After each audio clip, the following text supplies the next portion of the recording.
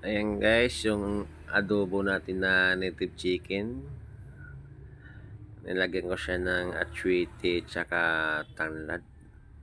Ayan.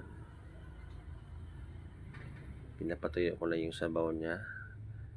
Kasi bumuli ako ng native na chicken. Tas naghahanap ako ng atsuite kahapon. Tapos tanglad. So sinamahan ko na rin ng gulay, munggo at saka alugbati at saka konting sitaw. Ayan. Ipapartner ko din sa adobo ng native chicken with atsuite at tanglad. Ayan. Ayan siya guys, yung finish natin, food natin. Ready to eat na lang tayo. Ready to serve. Ayan. Na-miss ko kasi guys yung native chicken na niluluto namin lagi sa probinsya. Kaya nag-isip ko, nagluto ako.